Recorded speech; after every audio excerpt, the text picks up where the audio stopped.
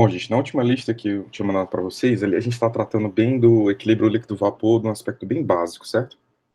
A lista não é complicada, ela parece longa, mas você não precisa nem tirar foto, é só responder nela mesmo. O máximo que você precisa fazer num cantinho ali é um gráfico, alguma coisa assim, para entender o processo, tá? Hoje a gente vai começar a mudar, então, vocês já tiveram contato com a parte inicial lá de PPQ, que fala sobre sistemas multifásicos, e aí a partir de hoje a gente vai começar a tratar os sistemas não ideais, e aí a gente vai precisar dos conhecimentos de termodinâmica, efetivamente. Tranquilo? Então, na aula de hoje a gente vai falar sobre sistemas não ideais. Deixa eu compartilhar aqui a tela.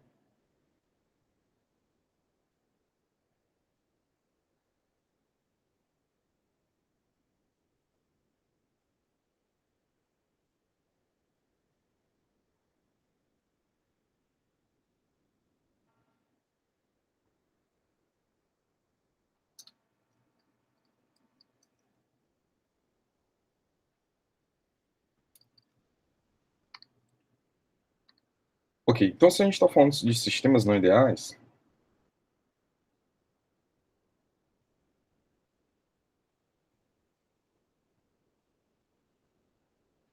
então a gente está tratando com algum tipo de não idealidade. E aí até hoje, aqui em termodinâmica, vocês viram que a gente pode ter dois tipos de não idealidades, né? Então, uma causa de não idealidade seria a alta pressão. Isso vai te dar um desvio do comportamento em relação ao gás ideal. E aí aquela parcela da equação da lei de Raoult, esse lado da equação da lei de Raoult perde validade. Ou então a gente pode ter sistemas não ideais devido à fase líquida.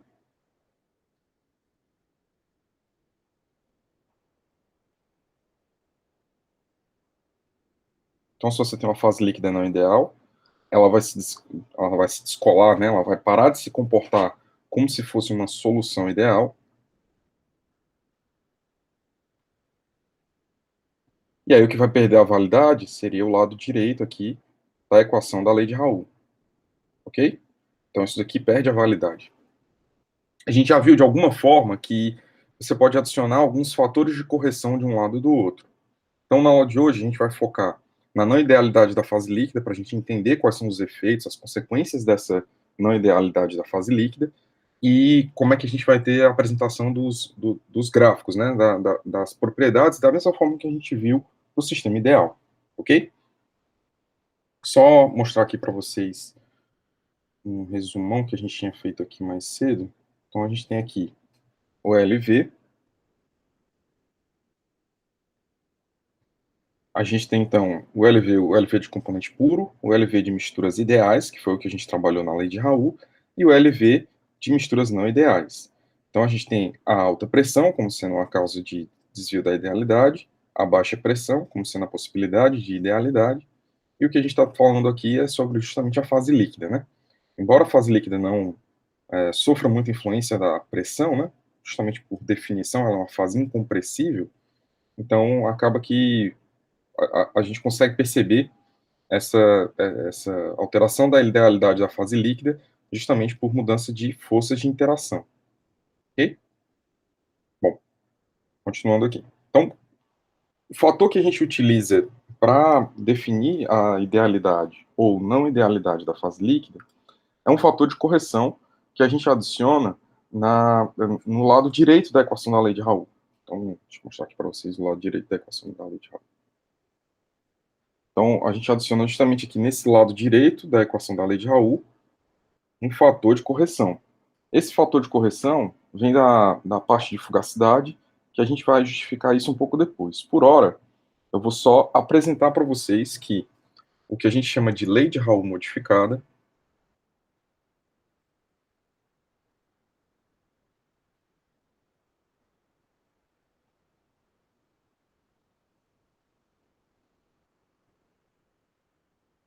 ela se apresenta como sendo YP, que vai ser igual a XI, gama I, PI de saturação. Então, essa é a lei de Raoult modificada. aqui a gente vai definir o que é o coeficiente de atividade.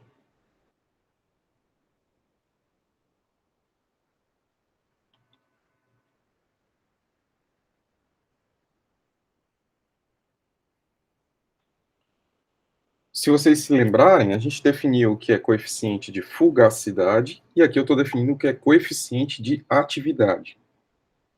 Então, é uma grandeza adimensional.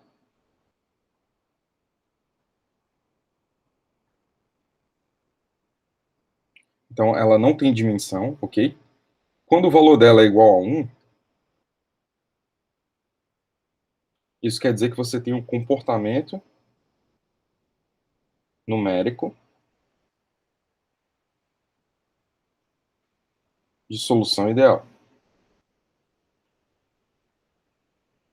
O que é comportamento numérico de solução ideal? Comportamento numérico de solução ideal é quando você está atingindo, se você substituir aqui gama igual a 1, você tem a mesma equação da lei de Raoult. Só que isso não significa que você tem uma solução ideal. Isso quer dizer que você tem um comportamento numérico. Ele tem o mesmo valor dado naquela situação. Quando esse coeficiente de atividade ele é maior do que 1,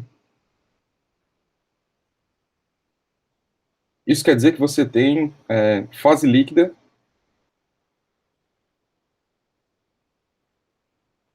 repulsiva.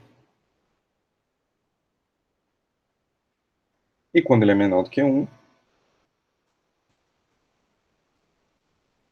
você tem uma fase líquida atrativa. Que diabo é repulsiva e atrativa aqui nessa situação? Bom, se a gente parar para pensar somente em termos de ponto de bolha, tá? Pego essa equação aqui e vou tentar gerar as equações de ponto de bolha para um sistema binário. Então, eu vou escrever aqui y1p, que vai ser igual a x1, gama 1, p1 de saturação. Vou escrever aqui y2p, que é igual a x2, gama 2, p2 de saturação. Esse gama, ele é para cada indivíduo em cada fase. É como se fosse a fugacidade, tá? Então, você tem aqui o gama do componente 1 na fase líquida 1, ok? Então, se você tiver mais de uma fase líquida, você vai ter um gama para cada fase líquida que você tiver, tudo bem? Ok, quando a gente estava fazendo para a lei de Raoult natural, né, a lei de Raoult normal, a gente somou essas duas equações, e é isso que a gente vai fazer agora. Somando essas duas equações, a gente vai perceber o seguinte, que a pressão dada para o ponto de bolha vai ser x1 gama 1, P1 de saturação, mais x2 gama 2, P2 de saturação. Vamos analisar isso do ponto de vista dessa informação que eu coloquei aqui para vocês. Gama 1, gama maior do que 1, gama menor do que 1. Vamos supor que os gamas sejam maiores do que 1. Se os gamas forem maiores do que 1, se você observar aqui, ó, a pressão dada pela lei de Raoult seria essa.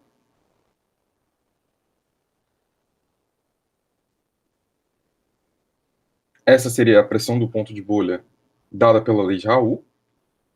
E aí, se você comparar isso daqui, se os gamas forem maiores do que 1, você vai ver que gama maior do que 1, isso implica que P da Raoult modificada vai ser maior do que P da lei de Raoult. Então, a pressão que você está obtendo aqui, se isso daqui é maior do que 1, isso daqui é maior do que 1 também. Observa que termo a termo, esse termo vai estar multiplicado por uma coisa maior do que 1, e esse termo vai estar multiplicado por uma coisa maior do que 1 também. Então, isso vai fazer com que a pressão total do sistema, a pressão de bolha do sistema, ocorra em regiões mais altas. Ou seja, você tem uma maior tentativa de escape da fase líquida pelos componentes. Então, é como se as forças repulsivas que estão ali naquele sistema, eles estão atuando de forma que você consegue atingir o ponto de bolha muito mais rapidamente em uma mesma temperatura. Por isso que a gente diz que essa fase líquida é repulsiva. Ela é repulsiva porque a pressão da lei de Raoult modificada vai ser maior do que a pressão da lei de Raoult natural, se tudo fosse ideal. Isso ocorre porque os componentes na fase líquida eles estão se repelindo mais. Então, quando você olha para a fase líquida aqui desse sistema, Você tem uma fase líquida aqui, você tem um componente A, você tem aqui o componente B. E aí o componente A e B, eles têm uma repulsão maior do que se você tivesse somente o componente A puro e maior do que se você tivesse somente o componente B puro. Então, quando os dois estão em mistura ao mesmo tempo, isso faz com que você tenha uma repulsão maior, e aí a pressão do ponto de bolha desse sistema vai ser maior do que aquele previsto pela lei de Raoult. Tá, professor, o senhor falou, preciso de um desenho. Vamos desenhar aqui um negócio para poder ficar ilustrado aí na cabecinha de vocês. Então, se a gente tem então aqui um gráfico de pressão, composição. Então a gente sabe aqui que a lei de Raoult, né? Eu vou desenhar aqui de verde o que seria a lei de Raoult, o sistema ideal. Eu tenho aqui esse sistema indo aqui de 0 até 1 de composição. Ele tem que ir aqui como se fosse uma linha reta, daqui para cá.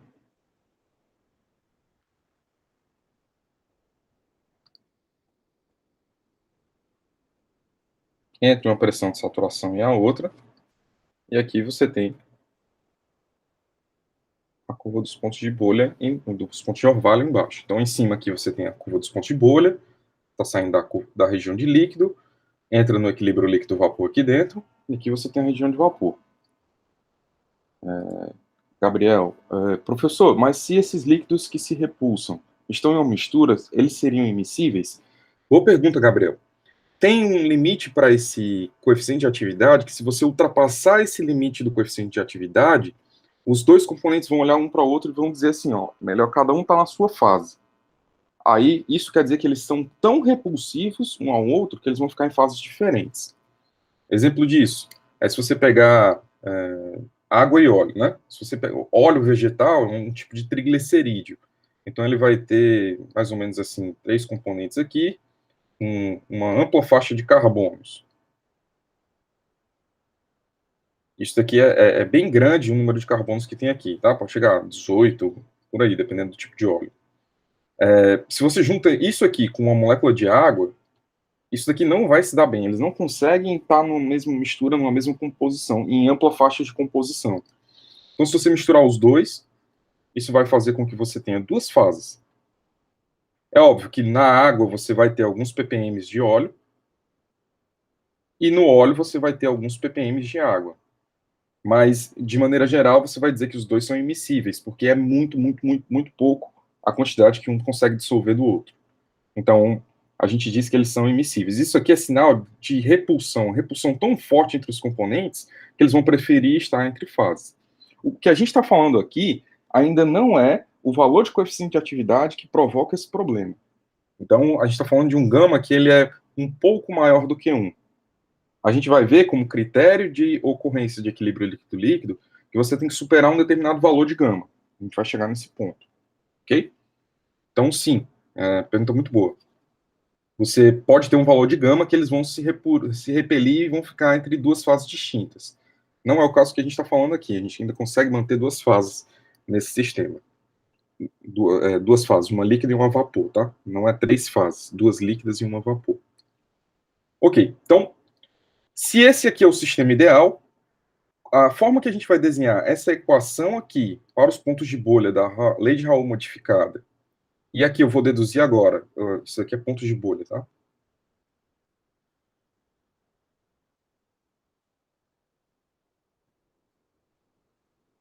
A dos pontos de orvalho, a gente vai fazer mais ou menos a mesma coisa que a gente fez na equação anterior. Vai escrever quem é x1 aqui vai ser yp dividido por gama1 P1 de saturação,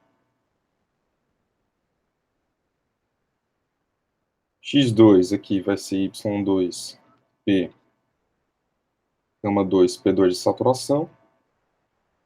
Quando você soma uma com a outra, você vai ter 1, que vai ser igual a pressão, que multiplica y1 sobre gama1 P1 de saturação, mais y2 sobre gama2 P2 de saturação. Isso aqui a gente rearranja e a gente tem a equação dos pontos de orvalho, da pressão dos pontos de orvalho, como sendo dependente da composição do vapor. Y1, gama1, P1 sat, mais Y2, gama2, P2 sat. Isso aqui seria a equação dos pontos de orvalho dada para a lei de Raul modificada. Quando você coloca esses dois conjuntos de dados com os valores de gama correto aqui, a gente vai observar o seguinte: para os pontos de bolha, então vou desenhar aqui em azul os pontos de bolha, e em vermelho os pontos de orvalho.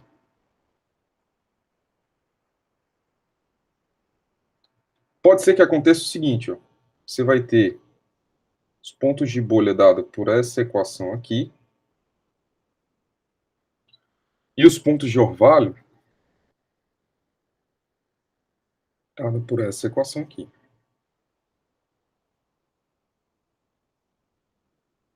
O que eu estou tentando te informar com esse gráfico? Eu estou tentando te falar que você vai perder aquela linearidade.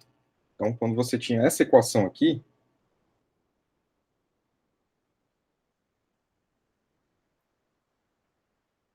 quando você tinha essa equação aqui, você tinha uma equação linear da pressão em função da composição. Então, você tinha uma reta que ligava de P1 sat até P2 sat. De P2 sat até P1 sat, para ser mais preciso, né? Aqui você tem sempre aqui P2 sat, e aqui é P1 sat, quando você está falando da composição do componente 1, indo de 0 a 1. Ok, então você vai perder essa linearidade, porque você tem agora o gama, e esse gama, como característica, ele vai depender da composição.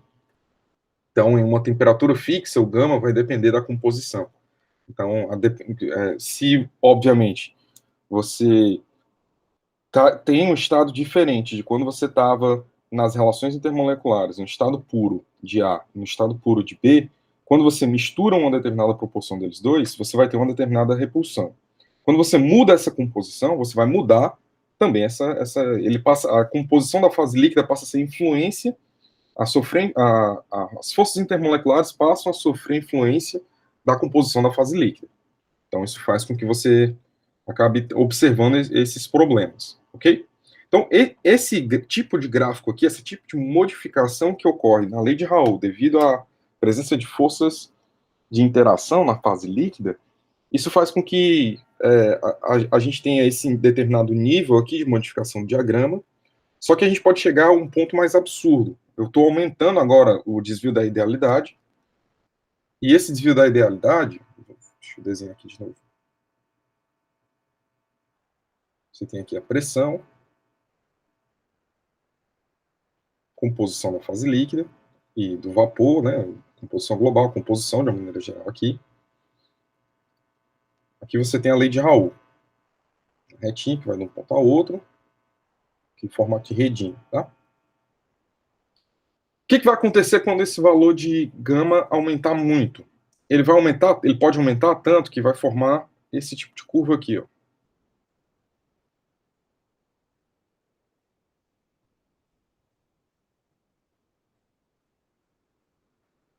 Então, eu aumentei tanto o valor de gama que a lei de Raul está prevista aqui embaixo. Eu tenho a curva dos pontos de bolha desenhada em azul. Isso aqui é bolha.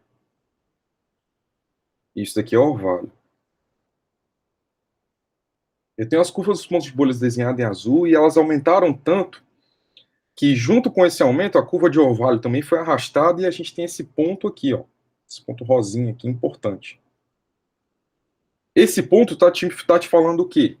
Se você pega qualquer transição de fase, partindo daqui, reduzindo a pressão, você vai ter a primeira mudança de fase, que é a pressão do ponto de bolha, e a segunda mudança de fase, que é quando você tem o final, né, o esgotamento desse líquido sumindo na forma de orvalho. Se você observar essa mudança de fase nesse ponto X aqui que eu marquei, o que está acontecendo, né? Assim que você entra aqui nesse diagrama, você abre aqui a timeline, e aí nessa timeline você tem uma composição do vapor que vai mudando à medida que você vai evaporando o líquido que está no sistema. Então, nessa timeline, você consegue, pela regra da alavanca, perceber que aqui você só tinha líquido. Aqui você está quase meio a meio líquido e vapor. E aqui você só tem vapor. Então, à medida que você vai andando com essa timeline, você vai percebendo essa mudança das quantidades de fases relativas. A lista passada ela vai te ajudar a entender isso também, tá? Tá, e o que está acontecendo quando eu faço essa transição de fase aqui nesse ponto? Se você observar nesse ponto aqui, você não tem como desenhar a timeline. Por quê? Porque a composição do vapor está igual à composição da fase líquida. Esse ponto, a gente chama esse ponto aqui de azeótropo.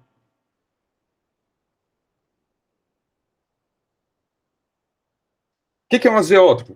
É um ponto que você tem a composição da fase líquida em equilíbrio com a fase vapor igual. Então você tem as duas composições das fases iguais. Isso acontece tanto quando você tem gama maior do que 1. Então você chega num nível de gama que você começa a gerar esse azeótropo. E quando você gera esse azeótropo, você acaba percebendo que você não consegue fazer separação por destilação. Isso é fundamental para quem é da engenharia química entender que no azeótropo você não consegue fazer separação por destilação simples.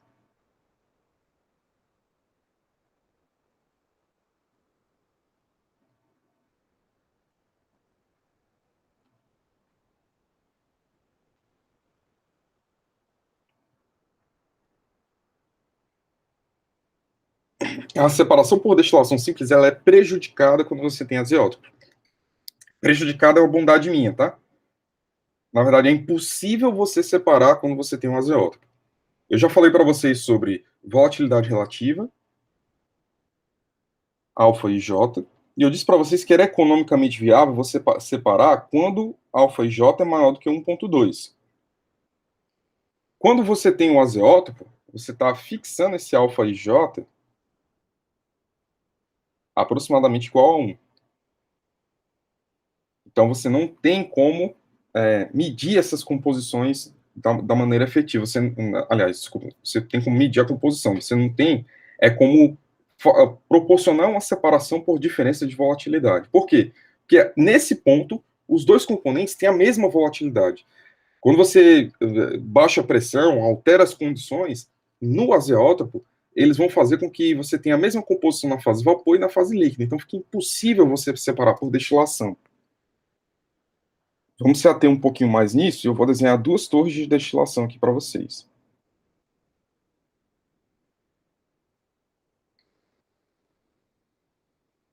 Torrezinha simples, você tem aqui o estágio de alimentação, você tem aqui um outro estágio, um estágio aqui, e aí você vai aqui para a coleta do fundo e a coleta do topo. Estou aqui trabalhando com dois componentes, componente 1 mais componente 2. Ok? Vamos supor que essa torre de destilação ela não está operando no azeótropo, ela está operando fora do azeótropo. O que acontece quando você vai adicionando o seu componente 1 e o seu componente 2? Então, eles têm uma composição inicial. Vou tentar desenhar aqui a composição dos dois componentes. Você tem aqui o componente vermelho, que é um componente mais volátil, e ele está entrando meio a meio. Se o componente vermelho é o componente mais volátil, o que vai acontecer quando você vai colocar na torre de destilação? Como é que ela funciona, né? Você reduz aqui a pressão, né? Então ela é um vaso que você tem a pressão reduzida, e cada prato da torre de destilação, cada etapa da torre de destilação, ela compreende como se fosse um estágio de separação em equilíbrio, de forma que você consegue manter uma variação de temperatura. Então, normalmente, você consegue manter um controle de pressão da coluna de destilação, mas a temperatura vai alterando. A temperatura altera por quê? Por que é alterada, né, a temperatura durante uma coluna de destilação? Porque, normalmente, você coloca embaixo dela um reboiler.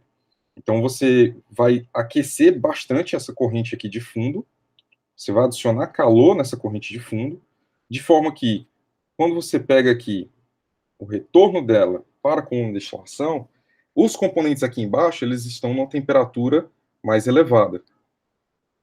Essa temperatura mais elevada vai fazer com que os componentes mais leves estejam na fase vapor, então eles vão subir na coluna de destilação.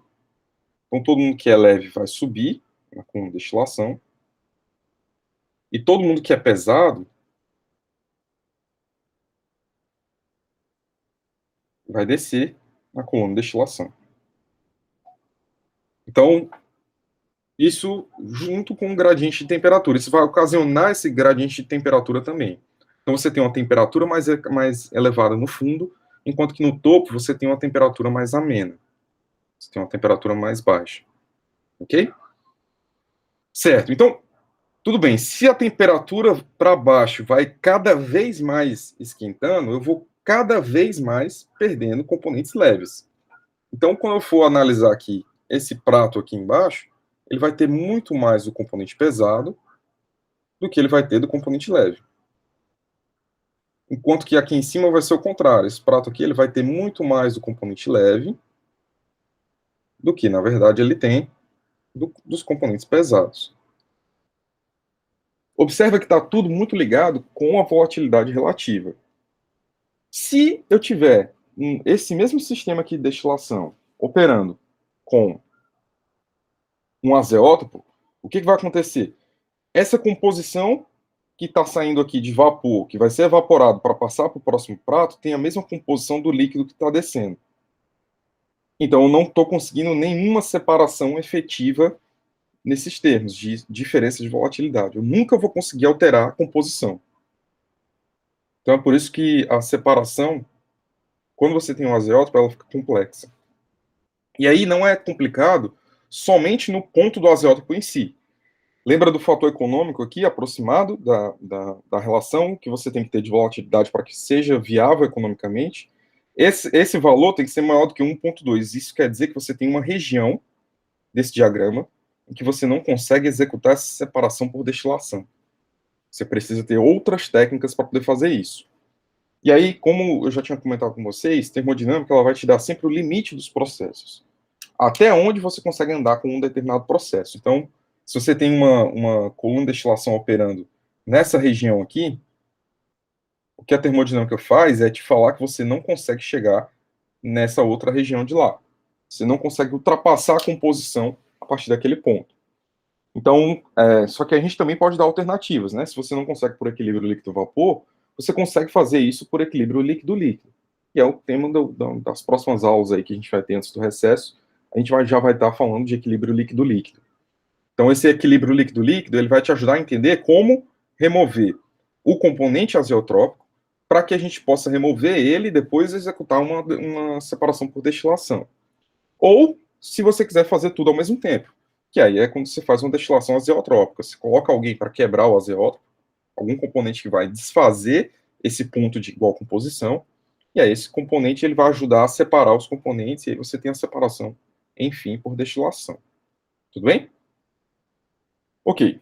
Bom, então esse aqui é o gráfico de quando você tem um desvio positivo da idealidade, você tem um azeótropo, que a gente está chamando de azeótropo de máxima pressão. Observa que esse azeótropo aqui é de máxima pressão.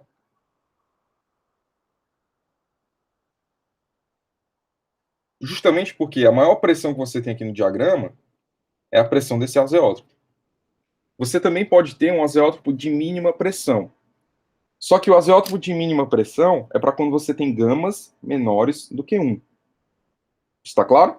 Gamas menores do que 1, menores, isso vai te dar um azeótropo de mínima pressão.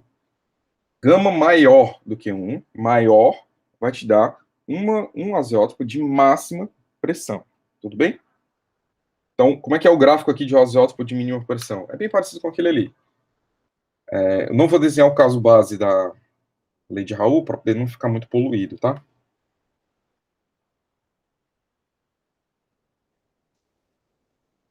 Então, o azeótropo de mínima pressão, você tem aqui a pressão de saturação de um componente do outro.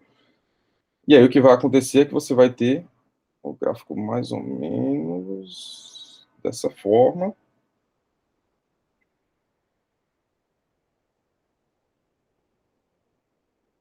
Aqui. Então, você tem uma mínima pressão de coexistência das fases, tá? Tá mal desenhado aqui, mas vocês estão conseguindo entender. Pressão, composição do componente 1, componente 2, 0 a 1, ok? E aí aqui seria a menor pressão do diagrama, pressão de mínimo, ok? Isso aqui ocorre para quando o gama é menor do que 1, ok? Não é quando qualquer gama menor do que 1 vai dar um azeótropo, não. O critério para o azeótropo é você perceber alguma parte do diagrama em que ele tem composição da fase líquida igual à composição da fase vapor. Nesse ponto, você tem o azeótropo, ok? Um gráfico que ajuda muito a entender o processo de destilação é o gráfico de XY. A gente tem aqui temperatura fixa, pressão variando com a composição. Se a gente estiver pensando, então, aqui numa temperatura fixa, por exemplo,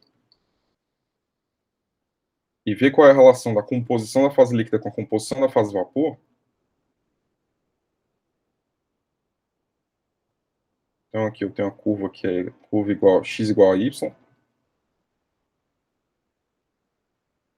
Eu vou ter aqui um sistema dado pela lei de Raoult. Deixa eu manter aqui consistência com verdinho.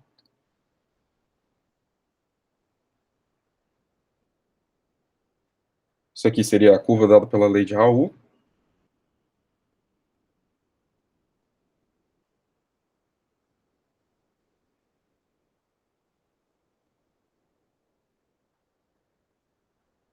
Isso aqui seria uma curva dada por uma não idealidade.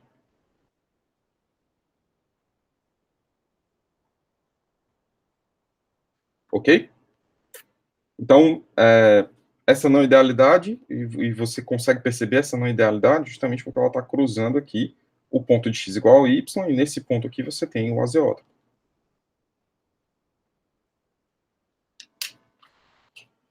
Tudo bem? Ok, então, o que a gente está falando na aula de hoje? A gente falou até agora sobre a mudança do comportamento ideal da fase líquida e qual a consequência disso. A consequência é que você vai ter agora uma gradação da influência das forças intermoleculares. Uma influência baixa, mas ainda assim existente, você ainda tem uma influência, então você vai perceber desvios positivos e negativos em relação à lei de Raoult. Desvio positivo é quando a pressão dá maior do que a lei de Raoult, desvio negativo é quando essa pressão vai dar menor do que a lei de Raoult. Então, isso daqui seria um desvio positivo.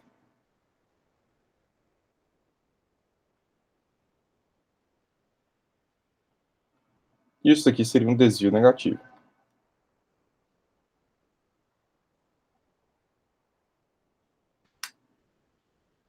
Quando essa interação vai aumentando, você consegue observar a formação de azeótropo, e aí com essa formação de azeótropo, você percebe os problemas de separação por destilação.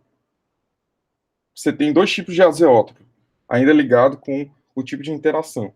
Você tem azeótropo de máxima pressão e você tem azeótropo de mínima pressão. Obviamente que correlacionado com os diagramas PXY, você também pode fazer diagramas TXY. E aí é onde você tem uma certa inversão. Então, um azeótropo de máxima pressão, deixa eu escrever isso aqui em outra folha.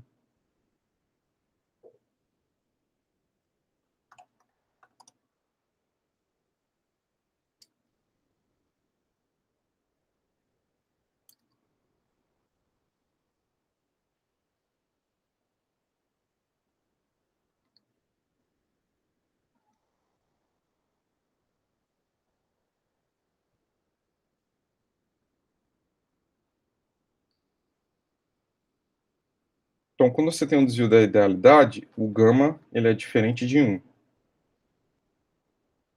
Se o gama for maior do que 1, então você vai ter um desvio positivo.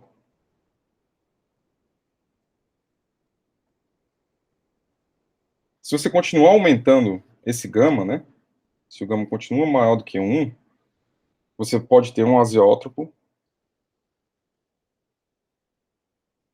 de máxima pressão.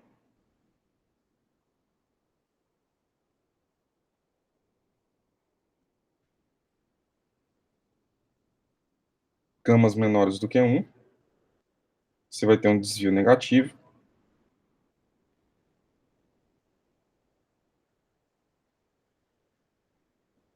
Se você continuar diminuindo esse gama, você pode ter um azeótropo de mínima pressão.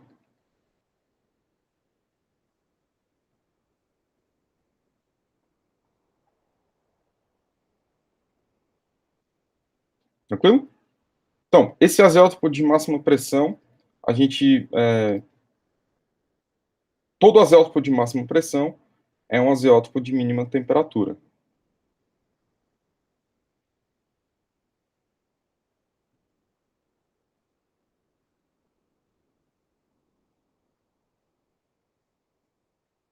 E todo azeótropo de mínima pressão é um azeótropo de máxima temperatura.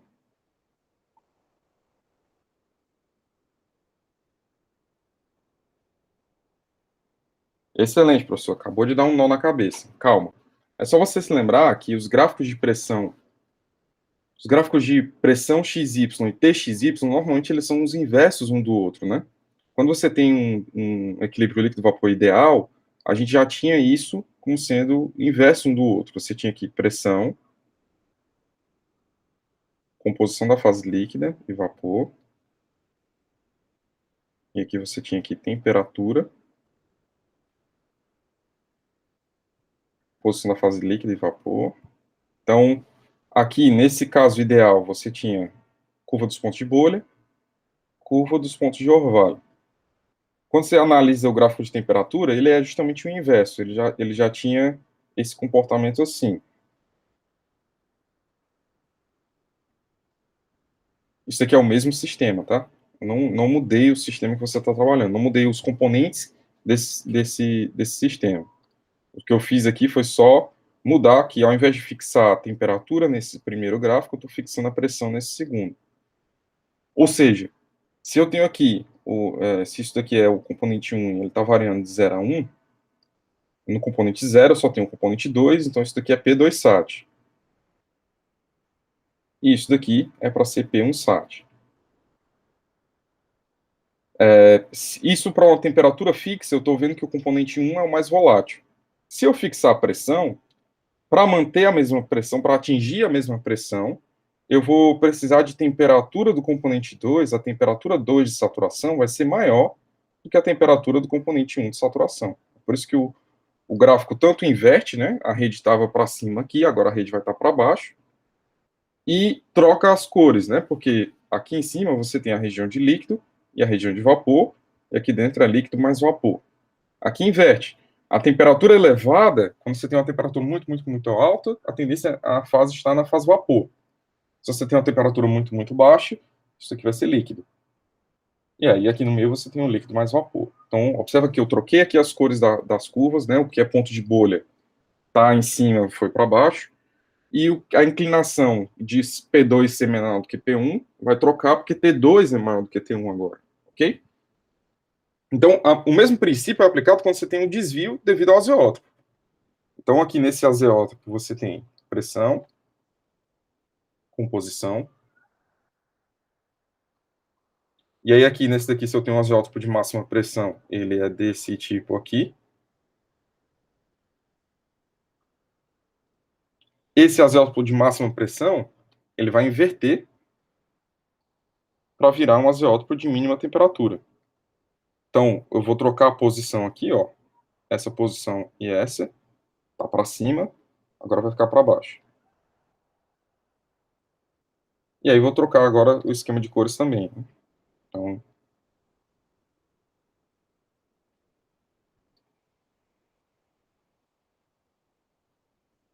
tudo bem? Então isso aqui é para ser um azeótropo de mínima temperatura.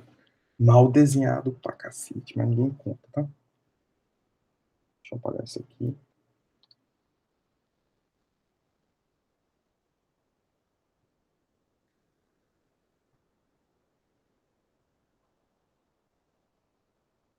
Ok. Isso aí é um de mínima temperatura. E aí aqui, quando é o de mínima pressão,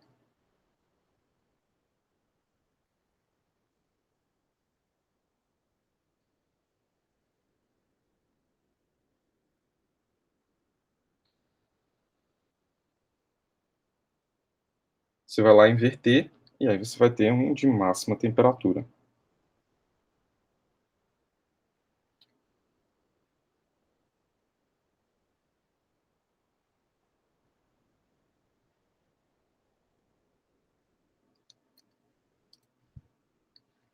Isso aqui é pressão, composição, temperatura, composição.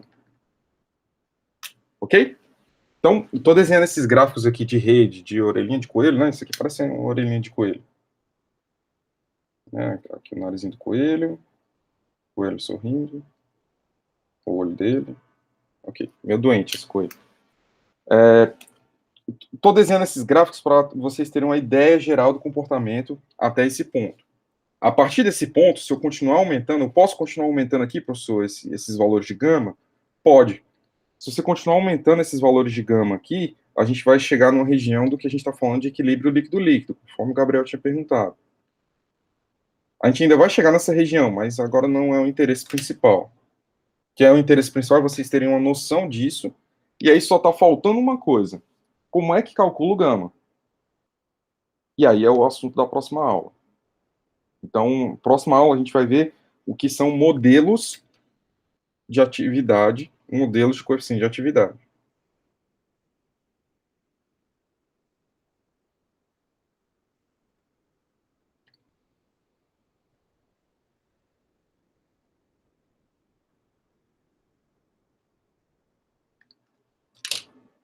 Beleza? Vocês têm alguma dúvida? Querem perguntar alguma coisa? Professor, só uma dúvida. Diga lá. Essa repulsão e alteração do líquido tem alguma coisa a ver com aquelas duas partes das equações de estado, a parte atrativa e a parte repulsiva? É tudo força intermolecular, de uma maneira geral, né? Só que quando você olha para a parte repulsiva e atrativa da equação de estado, ela está pensando muito mais em termos volumétricos. Efetivamente, distância ali da substância e tal. Quando a gente está falando aqui, eu posso ter um tipo de atração que ela não se reflete em compactação da molécula, ou seja, eu não tenho alteração do volume, da quantidade de moléculas por ml que você consegue conter, mas eu posso ter ainda assim uma interação que mantém a distância, mas é muito forte para ser quebrada. E aí, quando você adiciona o outro componente, acaba alterando mais ainda. Então, essa interação que a gente está vendo aqui, ela se reflete muito mais em termos de componentes distintos. Enquanto a da equação de estado, não necessariamente para componentes distintos. Ela foi pensada para puros, e aí depois você banca um jeito lá, que é uma regra de mistura, para como é que você vai contar as interações dos dois. Aqui é intrinsecamente misturas, enquanto que na equação de estado é muito mais componente puro e relação com o estado de gás ideal. Então é só o estado de referência que é diferente mesmo, tá? Professor, o gama dos derivados de petróleo são acima de 1? Gabriel, depende do derivado, né? Quando a gente está falando de petróleo, você tem uma pancada de componentes distintos. Só que se você pegar uma faixa estreita deles, acaba sendo muito próximo, né? Então, se você está chamando de derivado de petróleo, você vai pegar hexano e epitano. Então, C6 e C7. Você basicamente não tem diferença entre esses dois componentes. Então, hidrocarbonetos, eles têm baixas forças de interação, eles não têm nenhum grupo, eles não são que nem a água, que é 100% apolar. É um negócio estúpido de quanto apolar, como é que uma molécula pode ser tão pequena e se comportar de uma maneira assim tão crítica. Só que se você está pensando numa mistura entre C6 e C7, e aí não precisa ser só uma mistura binária, pode ser uma mistura com múltiplos componentes, mas são todos assim parecidinhos, então as forças são baixas, o gama ele não necessariamente vai ser acima de 1, ele pode ser acima de 1 ou abaixo de 1. Só que, por exemplo, se eu adicionar CO2 aqui nessa mistura, o que é muito comum quando você pensa em método de recuperação avançada de petróleo, quando você está tentando fazer alguma coisa com CO2, nem que seja botar para debaixo do tapete geológico, né? Você injeta esse CO2 dentro do reservatório geológico para tentar fixar ele lá dentro. O CO2 é um negócio meio tenso, porque na hora que você aumenta a pressão, essa C O, isso daqui torce, e aí quando você torce essa molécula, ela passa a ter polaridade. Então, essa polaridade aqui vai fazer com que você possa ter gamas acima de 1, ou abaixo de 1, dependendo de que componentes você está misturando. Então, você não tem uma regra de, derivado de petróleo é acima de 1. Você não tem essa regra necessária. Depende de quais os componentes que você está misturando e adicionando. Então, de maneira geral, o petróleo tem os componentes mais tranquilos, que são os saturados. Quando você vai modificando essa composição para aromáticos, resinas e asfaltenos, você vai piorando, né? A polaridade dos componentes vai aumentando. Os asfaltenos aqui, que seriam a fração mais polar do petróleo, eles vão ter interações bem negativas, enquanto que os saturados eles vão ser bem neutros em termos de, de interação intermolecular, né? Os asfaltenos eles são bem associativos. E sempre que a gente fala de moléculas associativas, elas sempre se prendem muito umas nas outras. Isso aqui é o exemplo para petróleo. Se a gente estiver pensando em petroquímica, você tem os polímeros, né? Então, sempre que você tiver um sistema polimérico, você tem um sistema que pode ser altamente associativo, especialmente quando você está falando de polímeros de óxido de etileno, né? Então, você tem uns grupos ali do óxido de etileno que eles têm uma certa polaridade, e aí eles são moléculas altamente associativas. Tranquilo?